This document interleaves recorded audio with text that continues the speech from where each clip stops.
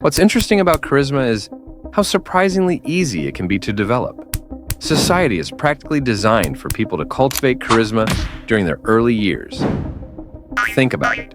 For the first 15 to 20 years of your life, you're placed in a building full of energetic, talkative peers who are the same age and from the same area. It's the ideal environment to learn social skills, develop humor, and build the personality traits that make someone charismatic. And you have years to practice these skills. Plenty of time to get it right. The only way the system could fail is if society actively worked against it, discouraging kids from talking, laughing, experimenting, joking, playing, or expressing themselves. Oh, wait, that does sound familiar. Suddenly, it all makes sense. Anyway, let's clear up one big misconception. Charismatic people aren't born that way. Everyone has the potential to develop charisma through social interaction, ideally from an early age. It's all about gaining plenty of real-world experience.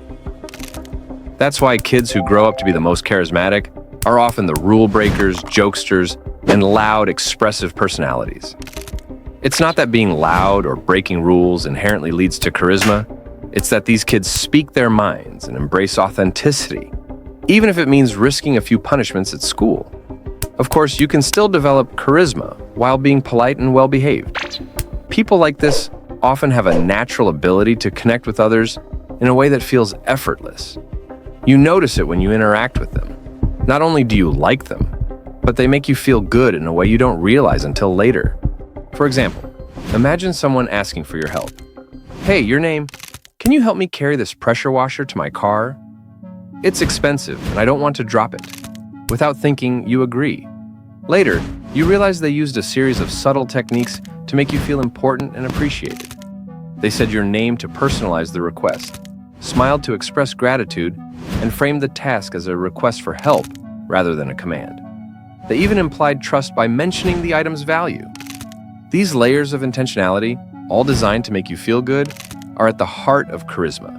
Ultimately, charisma isn't about manipulating people. It's about creating positive feelings. People might not remember what you said or did, but they'll always remember how you made them feel. So instead of entering conversations wondering what you can get from someone or how to impress them, focus on making them feel good. However, there's an important caveat. This doesn't mean you should be fake or overly flattering. Insincere behavior is easy to spot and can damage trust. Friends, let's agree that YouTube videos are a fantastic way to gain new knowledge and inspiration. But I want to take it a step further. In the description of this video, I've left 3 book recommendations for you. These are real gems that can help you dive even deeper into the topic of charisma and social skills. By the way, if you have your own favorite books on this subject, share them in the comments. I'm sure others will find your suggestions valuable, and it'll also help me expand my own horizons. And to make sure you don't miss new videos, don't forget to hit that like button if you found this helpful and subscribe to the channel. Together, we're leveling up and becoming better every single day. See you soon. Here's how to build authentic charisma. Give genuine compliments. When you notice something you genuinely appreciate about someone, say it out loud. Most people think of compliments but hold back. Don't. Learn to banter. Banter is playful, friendly teasing that shows you're comfortable with someone. It fosters a sense of closeness and trust. But remember, banter should always be lighthearted and never mean-spirited. If it's not fun for both people, it's not banter. Go beyond words. Actions often speak louder than words. Ask someone about their interests and listen attentively.